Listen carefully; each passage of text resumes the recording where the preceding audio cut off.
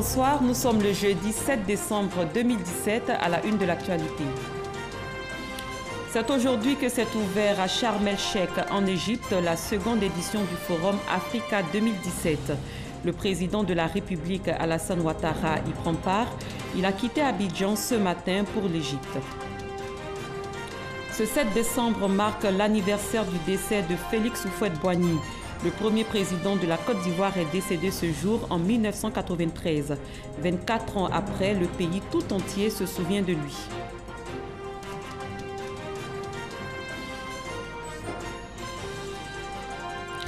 Cristiano Ronaldo a hérité du Ballon d'Or 2017 qu'il a reçu en main propre ce jeudi à Paris. L'attaquant portugais du Real Madrid est sacré pour la 5e fois. Il égale le record de Lionel Messi, son dauphin au classement 2017. Bienvenue dans ce 23h. La seconde édition du Forum Africa 2017 a débuté sous la houlette du président égyptien Abdel Fattah al-Sisi. Le président de la République, Alassane Ouattara, est arrivé aujourd'hui à Sharm el-Sheikh en Égypte pour participer à cette rencontre. Le Forum Africa 2017 fait la promotion du commerce et des investissements sur le continent. Jérôme Kofi Aboulin. Le président de la République, Alassane Ouattara, à Sharm el-Sheikh. Il y est arrivé ce jeudi comme prévu aux environs de 18h30, heure locale, soit 16h30 GMT. Le président Ouattara, à l'instar de plusieurs autres chefs d'État et de gouvernement, vient prendre part dans cette cité balnéaire de l'Égypte au Forum Africa 2017.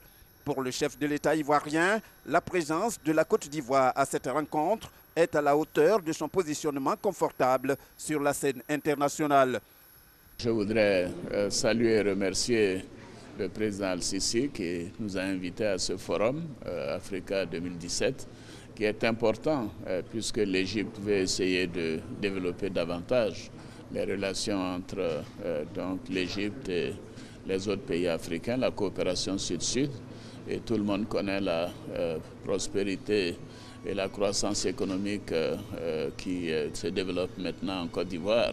Et par conséquent, c'est un pays important où des investisseurs sont appelés à s'investir, à venir. Et moi, je suis très heureux d'être là, de leur dire que la Côte d'Ivoire va bien, qu'il y a des opportunités d'investissement et que des Ivoiriens également peuvent venir en Égypte pour chercher des marchés. C'est un forum qui nous permettra de voir non seulement les autorités sur les questions économiques et politiques, mais également de rencontrer d'autres chefs d'État qui seront là et qui ont participé au sommet Union africaine-Union européenne qui a été un énorme succès. Et par conséquent, nous aurons l'occasion d'échanger sur la suite à donner à ce grand sommet que nous avons eu l'honneur d'abriter. Africa 2017, la deuxième rencontre du genre se fixe pour objectif de se donner des moyens en vue de la promotion des activités commerciales ainsi que des investissements aussi bien en Afrique que dans le monde. Le rendez-vous de Sharm el-Sheikh constitue pour le président égyptien Abdel Fattah al-Sisi une occasion de présenter à ses hôtes, pendant les 3 jours que vont durer les travaux, des projets d'envergure, notamment la construction de la nouvelle capitale à quelques 45 km du Caire. Ici à Abidjan, le vice-président de la République, Daniel Kabla-Duncan, a posé la première pierre d'un complexe immobilier à la Riviera Bonoumen. Il s'agit de l'édifice de la Sékraye UEMOA, la caisse de retraite par répartition avec épargne de l'UEMOA. Awatouri. Le nouveau complexe immobilier de la caisse de retraite par répartition avec épargne de l'UEMOA, Kraye UEMOA, sera bâti sur un site de 1,6 hectare qui surplombe la voie express Abidjan-Bingerville. Un joyau architectural d'un coût de 15 milliards de francs CFA appelé à redynamiser le quartier Bonoumen et constituer un repère en termes de pôle de croissance. Aujourd'hui, 7 décembre 2017, restera un jour mémorable pour nous, la Kraye, car la cérémonie qui nous ressemble ce matin marque le début de la construction du second complexe immobilier de notre institution, après celui abritant le siège situé dans la commune de Plateau. En initiant ce projet, la Kraye UEMOA contribue modestement à sa manière, à la réussite des actions de développement du gouvernement ivoirien. Ce jeudi 7 décembre est aussi un jour particulier pour la Côte d'Ivoire tout entière, car c'est la date anniversaire du décès du père de la nation ivoirienne, Félix Houphouët-Boigny. Le 7 décembre, c'est le 24e anniversaire du décès du président Félix Houphouët-Boigny, le bâtisseur de la Côte d'Ivoire moderne. Avec votre autorisation, je voudrais vous prier de bien vouloir vous lever en sa mémoire. Merci beaucoup. Excellences, Mesdames et Messieurs, la Côte d'Ivoire est particulièrement honorée du choix porté sur Abidjan pour la réalisation de cet autre important investissement, après bien sûr celui du siège de la CRAE-UEMOA. Il s'agit là d'un jalon supplémentaire dans la consolidation des relations de notre pays avec les institutions sous-régionales et internationales, telles que bien sûr la CRAE-UEMOA, sous la haute égide donc de son Excellence M. Alassane Ouattara. Ce projet immobilier s'inscrit parfaitement dans l'une des priorités du président de la République, à savoir le développement de grands travaux BTP et d'infrastructures pour la promotion du bien-être social de l'ensemble de la population. Le programme immobilier de la CRAE-UEMOA va comprendre un bâtiment administratif avec un centre de conférence de 300 places, 2 agences bancaires, 2 immeubles de 6 niveaux à usage d'habitation, de court et long séjour, un restaurant et un gymnase. Les travaux sont prévus pour s'achever dans 30 mois. Il s'agissait donc de la pose de la première pierre de l'édifice de la CRAE-UEMOA, la caisse de retraite par répartition avec épargne de l'UEMOA. Le vice-président de la République, Daniel Cablon-Duncan, a également reçu ce jeudi à son cabinet les fondateurs des 2 start-up ivoiriennes lauréates de la 2e édition du Grand Prix Challenge Digital Africa 2017. C'est une initiative de l'Agence française de développement, BPI France et la French Tech. Ces 2 start-up ivoiriennes figurent parmi les 10 lauréats retenus parmi 770 start-up africaines et françaises en compétition. 7 décembre 1993, 7 décembre 2017, cela fait 24 ans que Félix Houphouët-Boigny, bâtisseur de la nation ivoirienne, s'en est allé. Le pays se souvient de son premier président. Surnommé le Sage ou même Nanon Boigny, il a été notamment chef traditionnel, médecin, planteur, premier ministre ivoirien. Gabriel Zani retrace sa vie. Houphouët-Boigny domine de sa stature l'histoire de la Côte d'Ivoire du XXe siècle. Comme médecin, à partir de 1925, il se signale par sa dénonciation des abus faits aux planteurs africains par la France. Félix Houphouët-Boigny fonde en 1944 le syndicat agricole africain.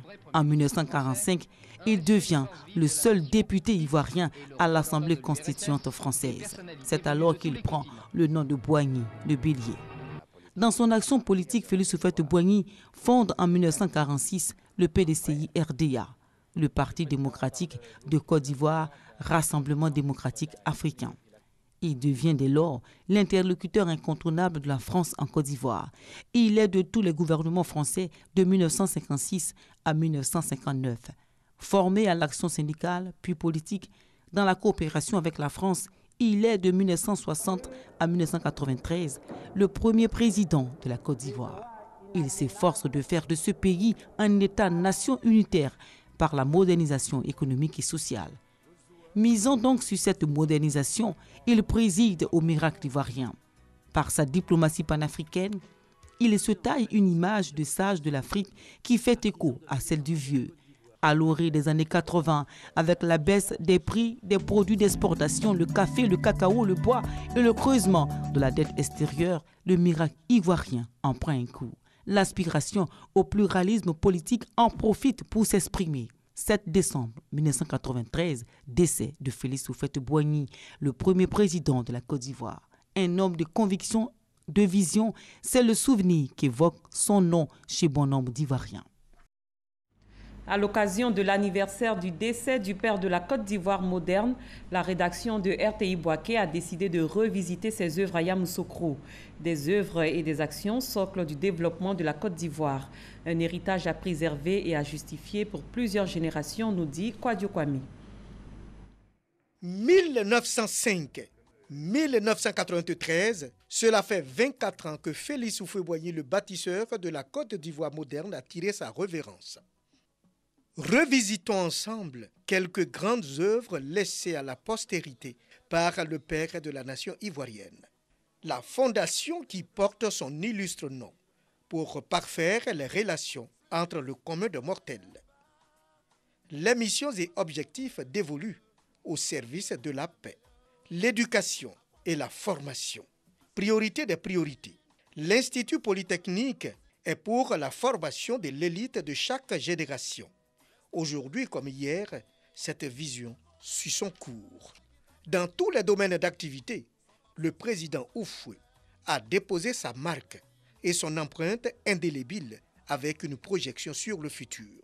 Le tout couronné par l'édification de la plus grande des basiliques, élevée entre la terre et le ciel d'Afrique comme trait d'union entre Dieu et les hommes. La Côte d'Ivoire, c'était son enfant. Et donc c'est cette image du président Houphouët qui m'est restée, celle d'une personne, d'un homme qui aimait son pays, qui travaillait pour sa nation et qui avait une vision pour son pays. Et une de ces visions qui s'est concrétisée, c'est justement cette basilique. Félix Houphouët-Boigny a joué sa partition sur la scène nationale et internationale et s'en est allé. Les œuvres, ses actions et son esprit constituent le socle de l'essor de la Côte d'Ivoire, un héritage à préserver, à entretenir et à fructifier. 24 ans après sa mort, Félix Houphouët-Boigny reste toujours vivant dans les esprits. Un film d'animation de 90 minutes intitulé Dia Houphouët lui est destiné. Ce film retrace l'enfance de cet homme qui a été le premier président de la Côte d'Ivoire de sa naissance en 1905, lorsqu'il a été recueilli par sa tante à son départ de Dakar pour poursuivre ses études, en passant par son changement de nom de Dia Houphouët à Félix Boigny. En ce jour anniversaire de sa mort, Sita Soro nous présente ce film.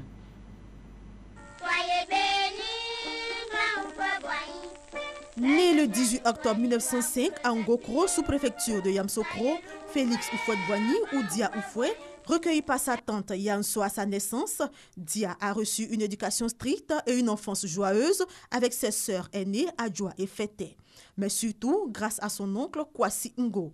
L'histoire du petit Dia Houphouët, devenu plus tard Félix Houphouët-Boigny, c'est de cela qu'il est question dans ce film d'animation intitulé Dia Houphouët. Avant, c'était Dia Houphouët, et quand il s'est converti à la religion chrétienne, il a pris le nom Félix. Donc nous, puisqu'on parle de Félix Houphouët-Boigny en tant que Dia, c'est-à-dire sa vie avant qu'il ne devienne président, donc de sa vie dans le royaume baoulé, donc chez les Akoué. Donc son enfance, ses premiers pas à l'école occidentale. Il est où, le jeune garçon que la reine cache ici? Ah tiens, nous avons un nouveau. Houphouët Dia. Dia Houphouët, qui est un long métrage de 90 minutes, vise également à faire connaître l'histoire de la Côte d'Ivoire et de son premier président à la jeune génération, celle qui ne l'a pas connu. Aujourd'hui, la jeunesse, de façon générale, n'a pas connu ce personnage-là, le premier président. Et on ne veut pas forcément qu'on le voie seulement comme le président que tout le monde a connu. On essaie de parler aussi de son enfance, c'est quelque chose de très très important pour nous. Félix Houphouët-Boigny fut successivement chef traditionnel, médecin, planteur, dirigeant syndical, député en France, ministre de gouvernement français, président de l'Assemblée nationale ivoirienne, maire d'Abidjan, premier ministre ivoirien et premier président de la Côte d'Ivoire de 1960 à 1993. Il a tenu un rôle de premier ordre dans le processus de décolonisation de l'Afrique. Rendons-nous à l'Assemblée nationale où le ministre de l'Agriculture était face aux députés pour parler de la filière café-cacao. Le ministre Mamadou Coulibaly Sangafoa s'est prononcé notamment sur la fuite du cacao ivoirien vers les pays limitrophes et l'utilité du conseil café-cacao. Michel Digri. Question orale avec débat sur la filière café-cacao.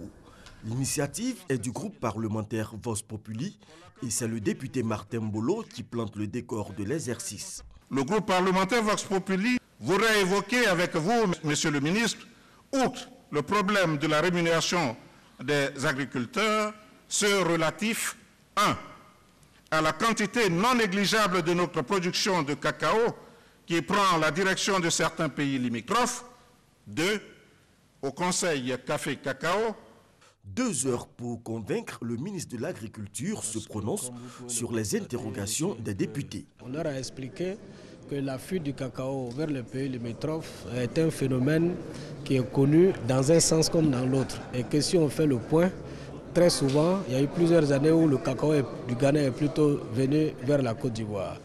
Mais fort heureusement, nous avons maintenant une convergence, non seulement de vue entre les deux pays grâce aux 2 chefs d'État, mais aussi nous avons décidé d'aborder de commun accord le marché international pour mieux peser sur le prix international, ce qui va permettre d'éliminer cette disparité de prix entre les deux pays. S'agissant de l'importance du Conseil Café-Cacao dans la filière, le ministre Sangafoua rassure. Ils ont bien noté que c'est grâce au Conseil du Café-Cacao que nous avons enregistré les bons résultats des 4 dernières années et que c'est grâce justement à cette réforme qu'il y a un prix stable désormais qui est servi aux producteurs. Les députés sont également satisfaits des éclairages apportés sur d'autres sujets liés à la filière.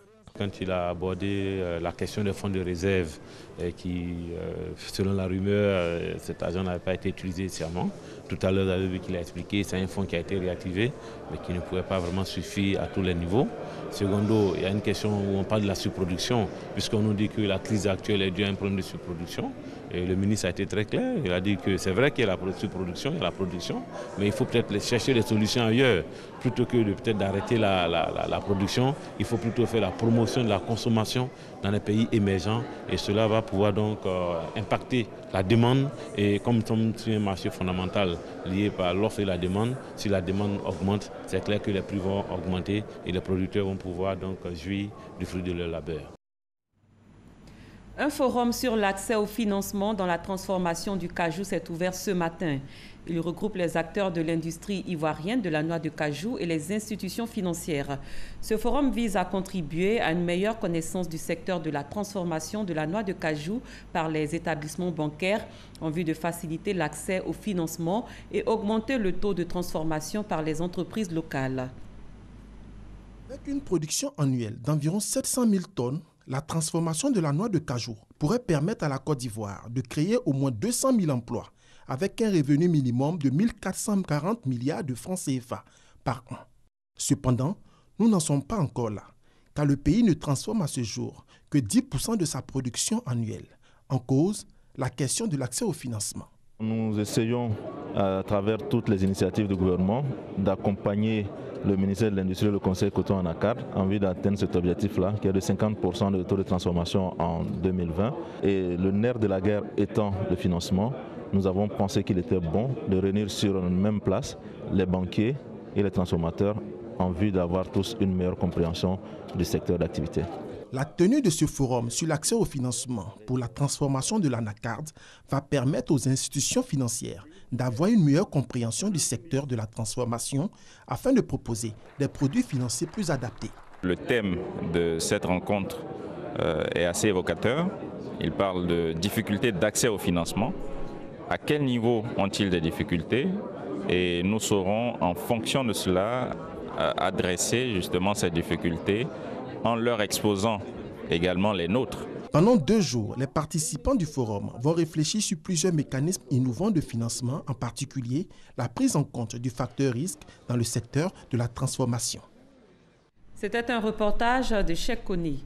Le ministre du Commerce, de l'Artisanat et de la Promotion des PME était aujourd'hui au marché Gouro d'Adjamé Saint-Michel. Il entendait s'enquérir de l'état d'approvisionnement de ce marché, réputé pour être l'un des greniers du district d'Abidjan. Avec les vendeuses, il s'est entretenu sur la question de la volatilité des prix des denrées de grande consommation à la veille des fêtes de fin d'année. Jean-Luc Bangou. Marché Gouro à Adjamé Saint-Michel. Ce matin, Germaine, vendeuse de bananes, reçoit un client inhabituel à son étal. Ceux qui quittent en brousse là, eux vendent gros.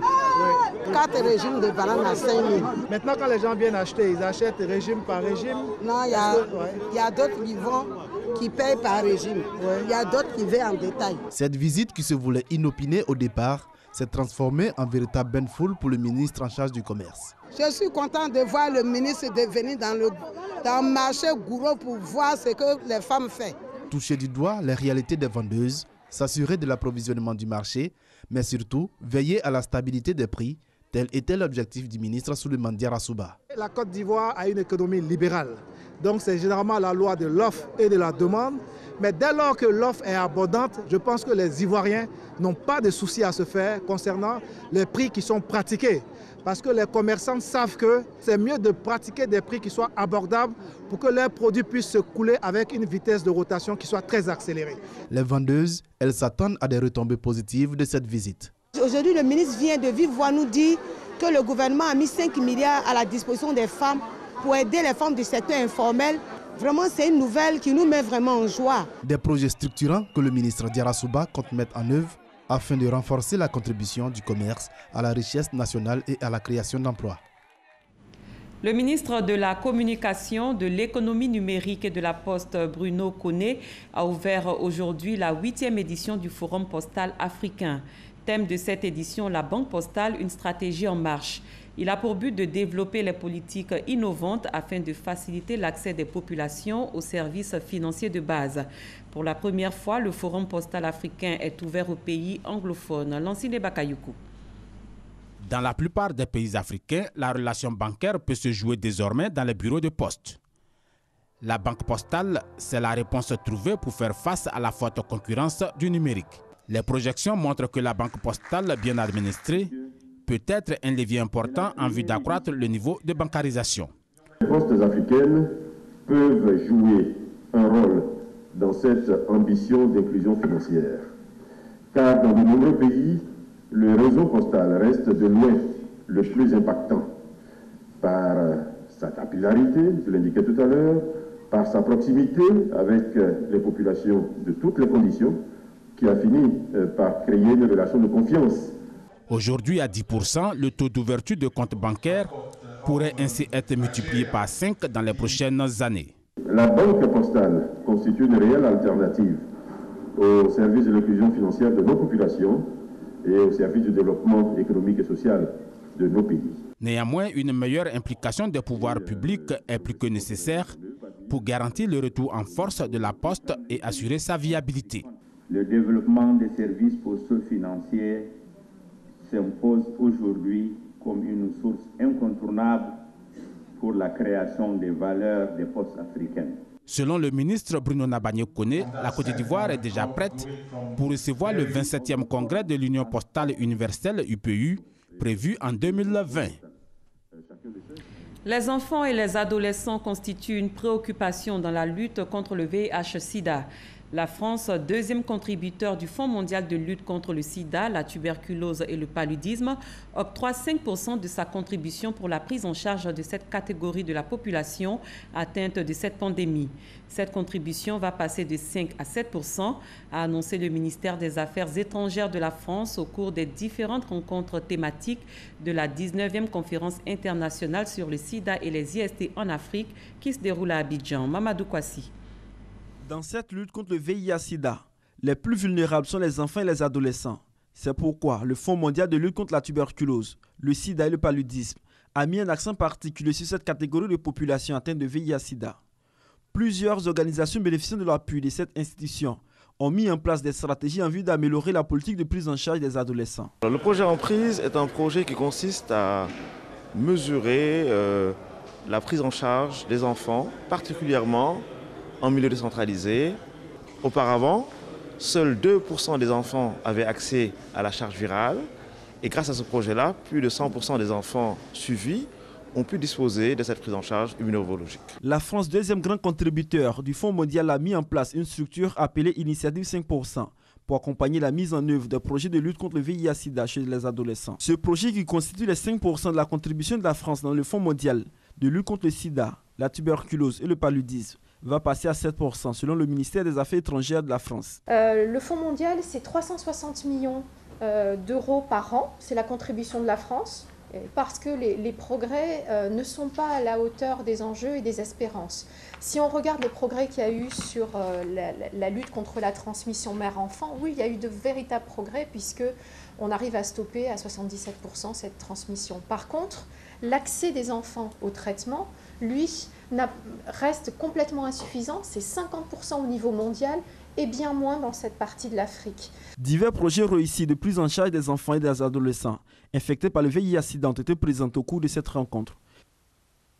ICASA 2017 réfléchit également aux difficultés rencontrées par les personnes marginalisées vivant avec le VIH. Plusieurs acteurs, dont des religieux, sont associés à cette lutte contre la stigmatisation. Notre reporter Franck Quadio s'est rendu au village communautaire d'ICASA pour rendre compte de l'ambiance qui règne dans les différents ateliers. Une activité classique du village communautaire. Face à des panélistes, la question du sida en milieu scolaire abordée. La pandémie et ses conséquences dans le tissu social. Plusieurs ateliers pour élargir le partage des différentes expériences. Dans celui-ci, c'est le réseautage et les discussions sur l'accès au traitement. Nous travaillons avec les réseaux de personnes vivant avec le VIH dans 11 pays d'Afrique de l'Ouest. Et ces réseaux ont la responsabilité de mettre en place des observatoires nationaux. L'observatoire régional est basé en Côte d'Ivoire et à partir des données que nous collectons, nous identifions des agendas de plaidoyer pour un meilleur accès au traitement. Mégaphone pour mieux porter le message, petit groupe et B2B. Travailleuses du sexe, ex-consommateurs de drogue, les personnes vivant avec le VIH. Bref, différentes couches sociales fragiles auxquelles veut s'intéresser cette ONG composée de religieux. Un principe pour nous, c'est que c'est ce qu'ils font que nous n'aimons pas. Sinon, eux-mêmes, nous les aimons. Donc nous disons aux gens, il ne faut pas les stigmatiser, il faut les approcher. Sûrement que le discours que nous avons eu, les conseils que nous avons eu, ils n'ont pas eu le même conseil. Donc il faut les approcher, il faut parler avec eux, il faut échanger avec eux. Main tendue et témoignage, le visage humain de la maladie. Une réalité renforcée ici. À l'étranger, le président américain Donald Trump a officialisé mercredi la reconnaissance par les États-Unis de la ville de Jérusalem comme capitale de l'État d'Israël. Ce jeudi, la tension est encore montée d'un cran dans la région avec l'appel du Hamas pour une nouvelle intifada. En Tunisie, plusieurs milliers de personnes ont manifesté à Tunis, la capitale, et dans les grandes villes du pays, déployant banderoles et drapeaux palestiniens et brûlant des drapeaux américains et israéliens. Dans un communiqué diffusé par le Kremlin, les présidents russes et turcs Vladimir Poutine et Recep Tayyip Erdogan expriment leur, je cite, sérieuse préoccupation concernant la décision américaine de reconnaître Jérusalem comme capitale d'Israël et de transférer l'ambassade des États-Unis dans la ville sainte. Cristiano Ronaldo a remporté son 5e ballon d'or et ainsi égalé le record de Lionel Messi lors de la cérémonie de remise du trophée individuel suprême ce jeudi soir au premier étage de la Tour Eiffel. Vainqueur de la Ligue des Champions et de la Liga en 2017, le désormais quintuple ballon d'or a survolé cette campagne au cours de laquelle il a notamment franchi la barre des 100 buts inscrits en C1. Ici en Côte d'Ivoire, toujours en sport, la Coupe du monde par équipe du taekwondo s'est achevée le mercredi 6 décembre dernier au Palais des Sports de Trècheville. Les équipes ivoiriennes masculines et féminines ont terminé à la 3e place, synonyme de médaille de bronze pour les 2 équipes nationales. La Chine a arraché l'or chez les dames quand les Iraniens montaient sur la plus haute marche du podium chez les hommes. Aude Alégbé. Après 2 succès devant le Niger et la Chine, la Côte d'Ivoire, au niveau des hommes, a buté 44-73 face à la Russie en demi-finale. Chez les dames, la seule victoire sur les États-Unis n'a pas suffi. Elles ont aligné 3 défaites par la suite. Le bronze, la médaille décrochée donc par les équipes ivoiriennes et les équipes marocaines. Cissé étant blessé n'a pas pu être là avec les garçons. Et sans compter à Nice, Georges, on a eu plein de blessés et la Côte d'Ivoire termine sur les 2 podiums 4e. Donc je pense que c'est un résultat à prendre. Devant des Coréennes hésitantes, les Chinoises n'ont pas tremblé. Elles dominent le combat 49-42. La Chine est sacrée championne du monde 2017. Chez les hommes, l'Iran avait aussi pour adversaire la Corée. Les Iraniens, mieux affûtés, ont enlevé le gain de la partie sur le score de 55-39. Comme en 2013, la Côte d'Ivoire a été au-delà des attentes de la World Taekwondo Federation. Et c'est à sa manière que Maître Bomba Cheikh Daniel a exprimé sa satisfaction. Une compétition expérimentale de combat par équipe mixte a été respectivement remportée par la Chine, la Russie et la Corée. Fin de cette édition. Merci de votre attention. Excellente fin de soirée. À très bientôt.